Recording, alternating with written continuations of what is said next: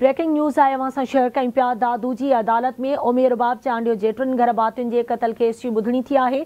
उमेर रुबाब Chandio case जे फरियादी परवेज़ चांडियो सां गॾु अदालत में पहुची वई। इल्ज़ाम मिटायल अॻूणो MPS सरदार चांडियो ऐं बुरहान चांडियो बि अदालत में पेश थिया। केस में गिरफ़्तार जवाबदार अली गौहर चांडियो ज़ुल्फ़कार ऐं ॿियनि खे पुलिस अदालत में पेश कयो, जॾहिं त केस जी ॿुधणी मॉडल क्रिमिनल ट्रायल कोर्ट जे जज हाफ़िज़ अताउल्ला शेख जी अदालत में थींदी। गुज़िरियल ॾींहुं केस जे मुख्य शाहिद एजाज़ चांडियो खां आरी पुछा मुकमल कई वई हुई। अॼु केस जे ॿिए शाहिद मंज़ूर चांडियो खां इल्ज़ाम मिटायल धुर जा वकील आरी पुछा कंदा।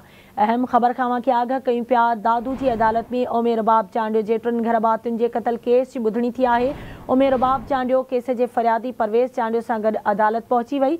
इल्ज़ाम मिटायल अॻूणो MPS सरदार चांडियो ऐं बुरहान चांडियो बि अदालत में पेश थिया। तफ़सील मालूम कंदासीं आवाज़ जे रिपोर्टर दानिश खुश खान जी। दानिश, कहिड़ा तफ़सील आहिनि इन हवाले सां आगाह कजो।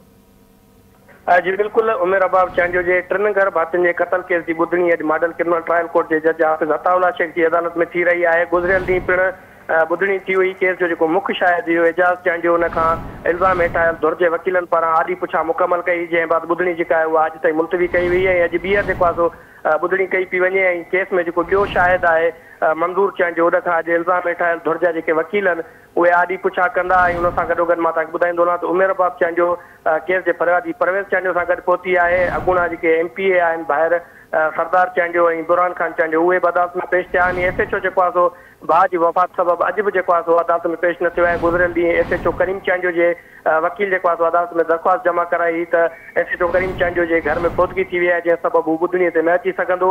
उहा जेका दरख़्वास्त हुई उहा अदालत जेको आहे सो संदसि जी मंज़ूर कई आहे। जॾहिं त जेके गिरफ़्तार जवाबदार आहिनि उन्हनि खे पिणु जेल मां जेको आहे सो पुलिस दादू जी अदालत में पेश कयो आहे। हींअर जेका ॿुधणी आहे उहा मॉडल क्रिमिनल ट्रायल कोर्ट में जारी आहे। ऐं जेके इल्ज़ाम हेठायल धुर जा जेके वकील आहिनि उहे केस जे ॿिए नंबर शाहिद जेको आहे सो मंज़ूर चांडियो खां आरी पुछा करे रहिया आहिनि। जी ठीकु आहे, मुंहिंजी वॾी महिरबानी दानिश अपडेट करण लाइ।